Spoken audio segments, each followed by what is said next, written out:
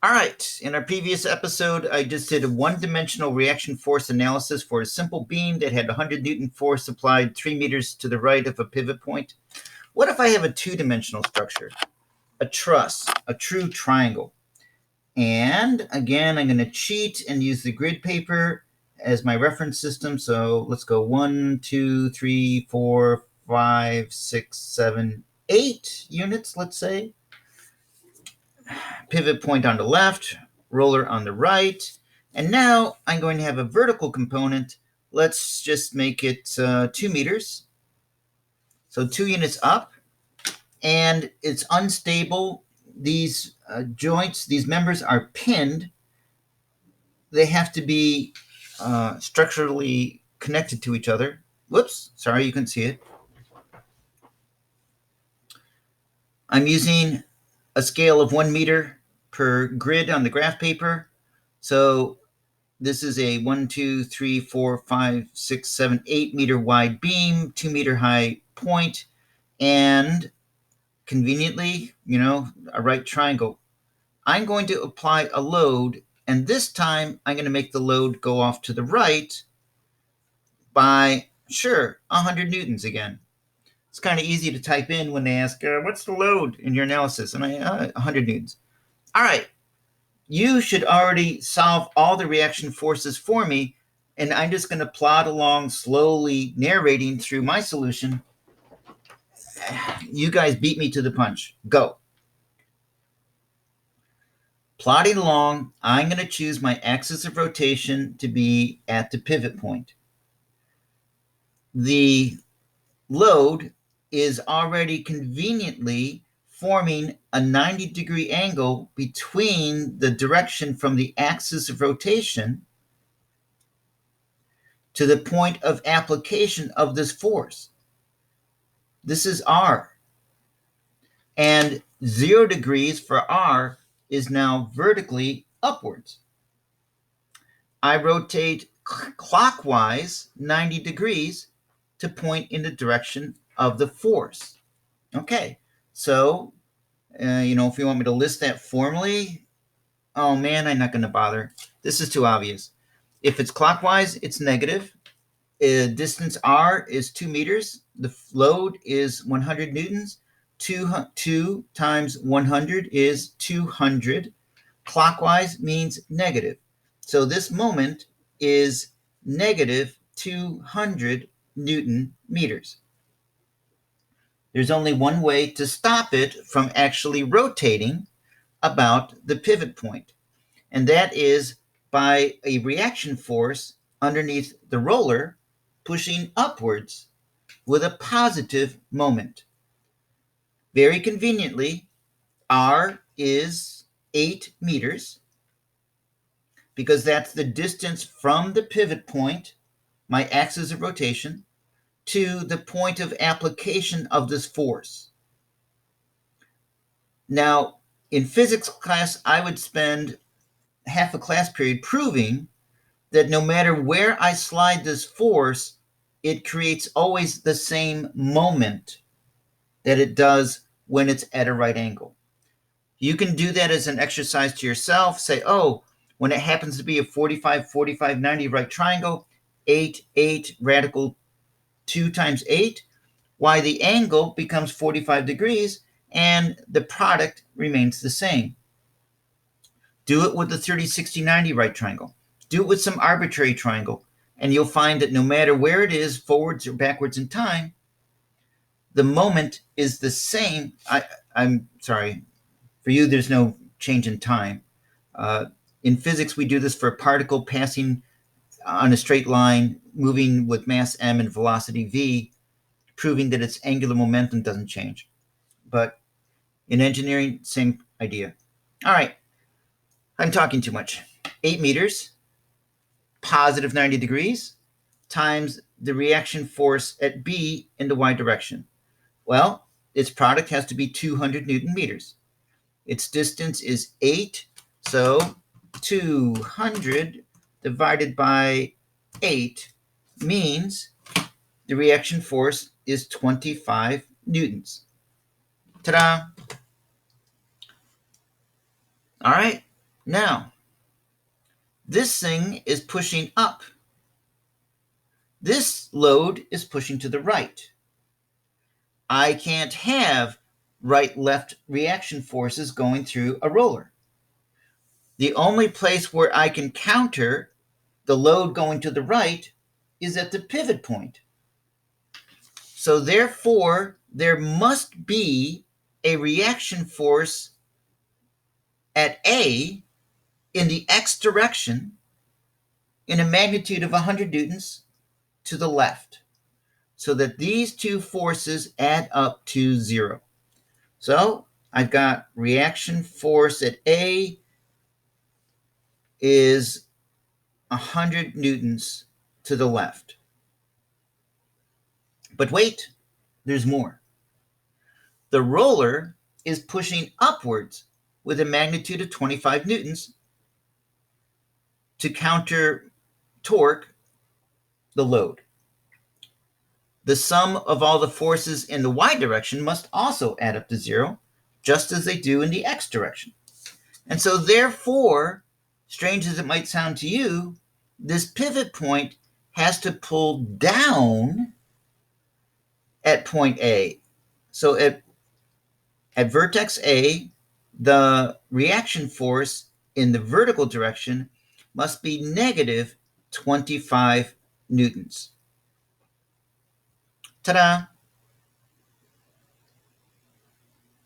All right, this ends my reteaching of how to find reaction forces for any truss structure. We're not looking inside the truss structure. Maybe I should do one more as kind of a, I should give you a test thing, right? Let's see. 1, 2, 3, 4, 5, 6, 7, 8, 9, 10 for convenience. And let's say I have a truss that goes, up here, and then it comes down here. Oh, let's make it kind of crazy. Oh, maybe I shouldn't make it too crazy. How crazy can I make it? I can make it so it goes down here, and then maybe back up to here, like this, and then down there like that, and then a top horizontal beam. Oh, and I'm tearing up my paper. And I say, oh, look, I just created a beautiful problem for you guys. Here's my pivot. Here's my roller. This is 1, 2, 3, 4, 5, 6, 7, 8, 9, 10 meters. This is 1, 2, 3, 4 meters. And here's where I've torn the paper. So I can apply a load at if this is A and this is B, this is, I'm not sure what order they do it. They have an order of doing this. Let's say that this is C, D, and E. And Nathan Martins, if you're here, pick a letter. C, D, or E.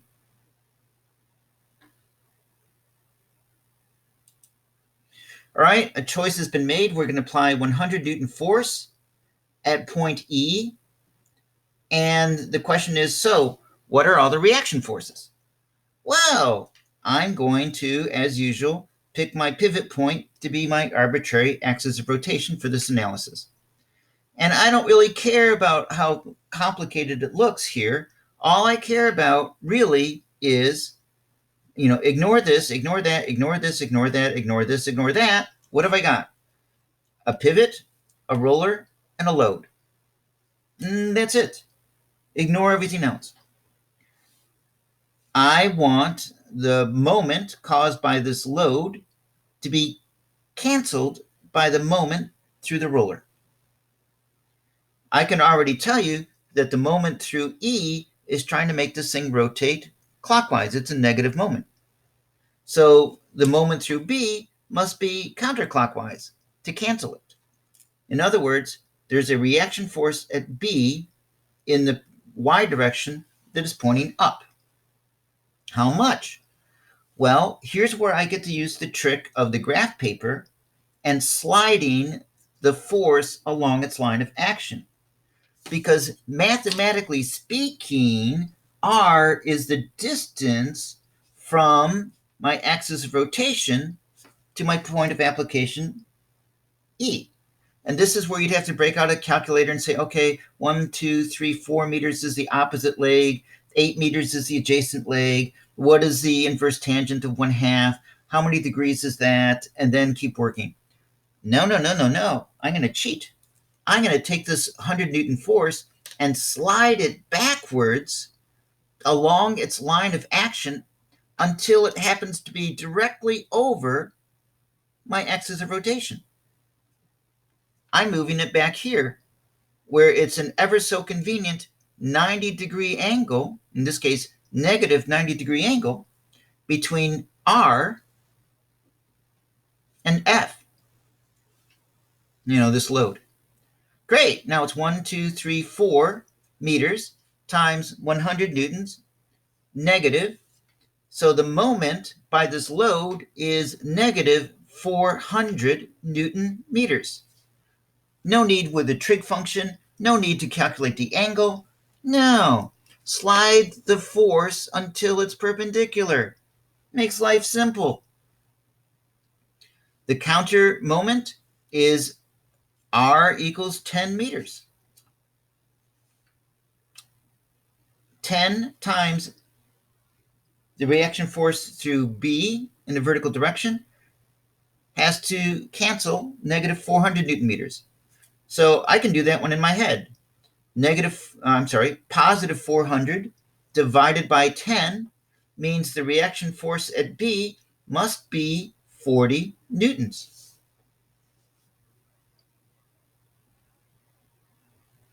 Okay, hopefully you can do the last two easily yourself and say, well, if the 100 Newton force is pulling this whole thing to the right, then there must be a reaction force at A pulling it 100 newtons to the left. I just wrote that off the screen. A reaction force going through point A of 100 newtons to the left. If B is pushing upwards with 40 newtons, then a reaction force at A must be pulling downwards with 40 newtons. So if I only draw the reaction forces at A, I'm going to have, I'll even do it to scale. I have 100 newtons to the left, and let's see what I did. I did about this much. And I have 40 newtons downward. At B, 1, 2, 3, 4, 5, 6, 7, 8, 9, 10. At B, I have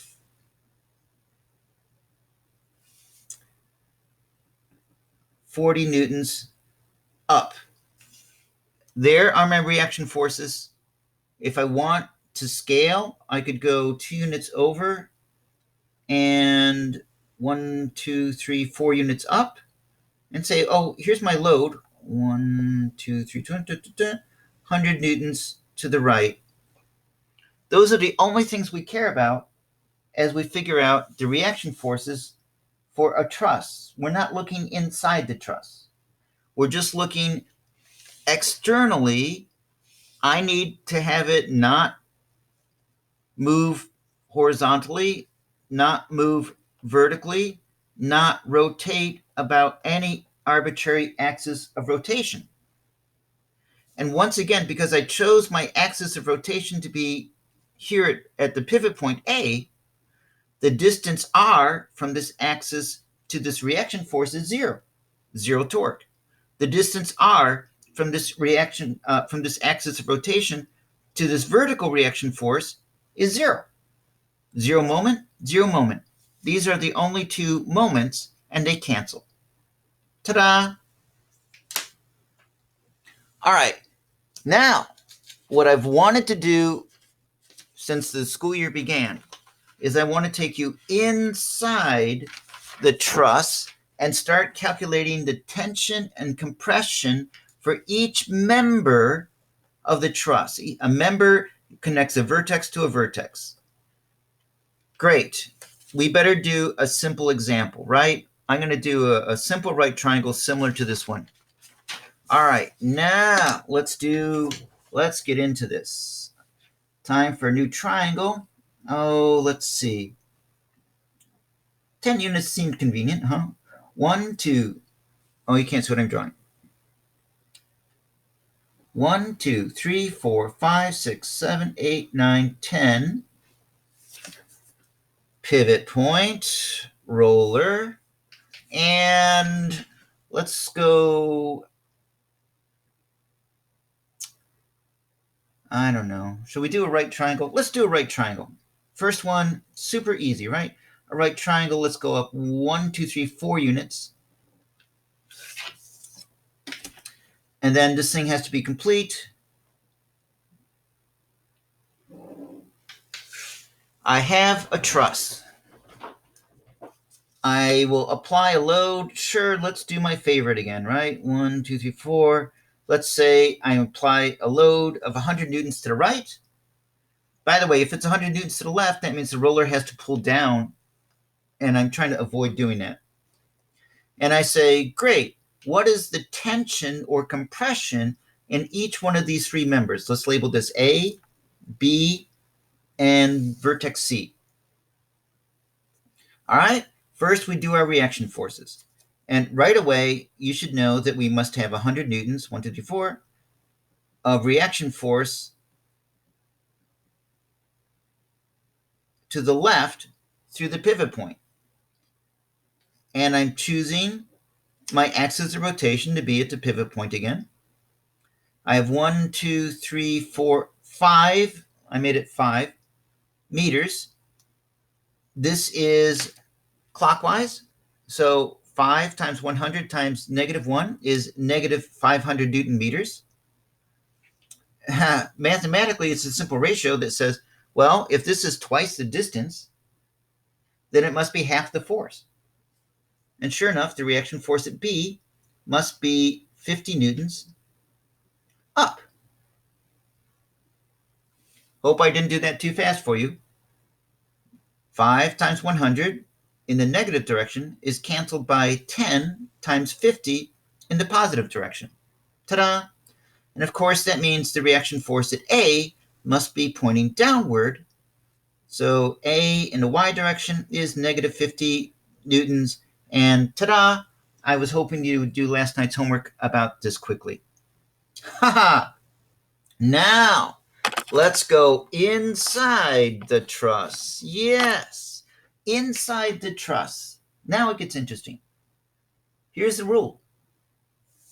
It's the same rules as before. The sum of all the forces about any vertex in the x direction have to add up to 0. The sum of all the forces about any vertex in the y direction have to add up to 0. And I suppose we're going to use this one as well. I don't remember. The sum of all the moments about any vertex have to add up to 0. All right. Now, a member can only push or pull along its length. A member can only push or pull, and pushing means it's pushing apart because it's being squeezed together, so that means compression. Pulling means you're trying to stretch it apart, so it's under tension along its length. Okay, so that is the rule that we're using. A member can only push, which is compression, or pull, imagine that's the letter U, which is tension, along its own length. So if I have a horizontal beam, I can't apply a vertical force along that beam. I can either pull along the beam to the left, or I can push along the beam to the right, but I can't make it go vertically. So take a look at what's going on at point B, I tend to like to start my internal analysis at the roller. I mean, you can pick whatever point you want to start with, but for me, this one is the simplest one. It goes like this. Look, what's going on at point B? I'm going to draw the forces acting on point B. What I know so far is that I have 50 newtons pointing straight up. I also know that I can only act along the members, and I know that the sum of all the forces and all the moments have to add up to 0. So right now, this clearly isn't the only force acting at B. Otherwise, this thing would rise up by 50 by mass times acceleration by the force. What is A doing to cancel this? I should say, what is member AB doing to stop this? And the answer is it can't do anything to stop that because it is a horizontal member, but this is a vertical force. I can push B away. I can pull B towards A. And so that can't do anything about this 50 Newton force. Now, look at member BC, the diagonal member. The diagonal member can both pull or push along this diagonal line.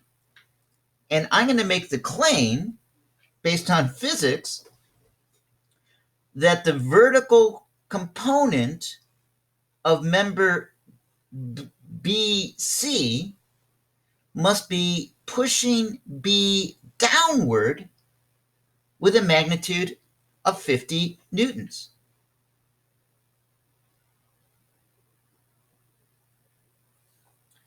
So remember, I'm going to zoom out a little bit so you can see the diagram and my scribbling. So this is the reaction force upwards through point B. This is the vertical component of member BC pushing downward on vertex B. It has to do that so that it cancels the reaction force going up from the ground through the roller. But this isn't a vertical force, it's a diagonal force. And the ratio of horizontal force to vertical force is the same ratio as horizontal distance is to vertical distance in going from B to C. In other words, if this were a right triangle, then the horizontal component, by the properties of a 45, I'm sorry, it is a right triangle. I was trying to say if it was a 45-degree right triangle, then by the properties of a 45 right triangle, the horizontal component would be equal in magnitude to the vertical component. If it was a 30-degree, 60-degree, 90-degree right triangle, which has ratios 2, 1, radical 3, then the ratio of the vertical component to the horizontal component would be a ratio of 1 to radical 3. So this physical right triangle is also similar to the force right triangle. And what's going on here? If C is pushing B down and to the right, then this beam is pushing apart B from C. So B and C must be squeezing together the member BC, and member BC is opposing that by pushing them apart. So this is under compression. Already, I can tell you this must be under compression. And I show compression. I use different colored pens. I use a red pen when I draw compression. And for compression, I show arrows that are pushing it apart along the member of the beam. So here's some arrowheads showing this member is pushing B and C away from each other. It's pushing it downward with a magnitude of 50 newtons. For every 50, look here, 5 meters to 10 meters, 1 to 2 ratio.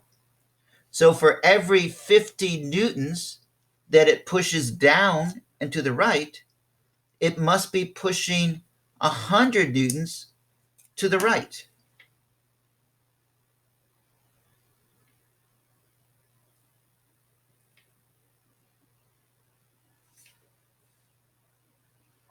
So I just drew a horizontal force.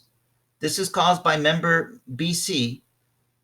Because it's pushing down on B with 50 newtons, a side effect is that it must be pushing B apart by 100 newtons to the right.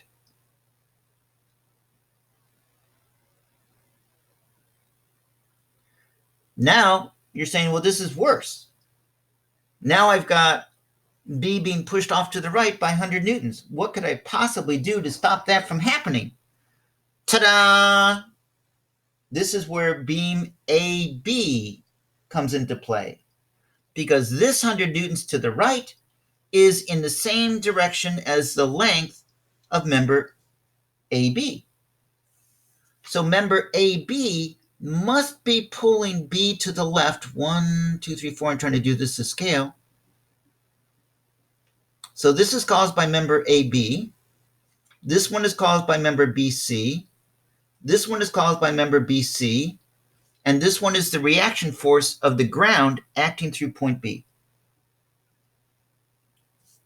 Okay. So member AB must be pulling B to the left by 100 newtons. So C is pushing B away from A. A has to pull B back towards A. So here I'm drawing the arrows pointing inward instead of outward. This member must be under tension. They're trying to pull it apart. See, these are not the arrows of B acting on A.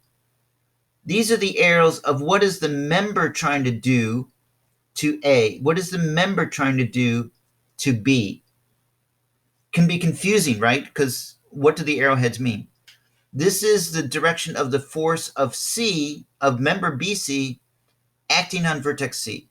This is the direction of the push of member BC acting on B. This is the direction of the pull of member AB pulling on B. This is the direction of the pull of member AB acting on A. Came up with it myself. Aren't you proud of me? Ta-da. So that's how I label tension and compression. Now, all the forces acting on B add up to 0. Ta-da. And while we're at it, I've already solved for the tension in A. This must be a magnitude of 100 newtons because, I don't know if I should jump ahead so much, right? Member AC can't influence this. The reaction force at A is 100 newtons to the left. Let's see if I just draw that. 1, 2, 3, 4. This was the reaction force at A, 100 newtons to the left. Member AB is pulling off to the right. Can you believe the period's already ended and I'm only this way through it? I'm going to go over the end of the period. To get the magnitude of this, member BC, use Pythagorean's theorem. And that is the square root of 50 squared plus 100 squared is 112 newtons. I really do want to finish this. C is pushing upward. I'm sorry, member BC is pushing upward at C with a value of 50 newtons. So A must be pulling down on member BC with a value of 50 newtons. And so that means this is pulling inwards. And so this is under tension. I have now completed analysis of the tensions and compressions for each member of this truss structure. Do it. There it is. I hope. Yes. Okay. So I took the trouble of using some software that you were supposed to use during POE, and I put in the truss that we just created in class. So here it is, 10 meters to the right, 5 meters up, 100 Newton load applied, and I hit the compute button, and it generated these results in, a fraction of a second that says it uses blue to show tension and this kind of orangey color to show compression and sort of a greenish color, I think, for neutral. Here's the 100 Newton load.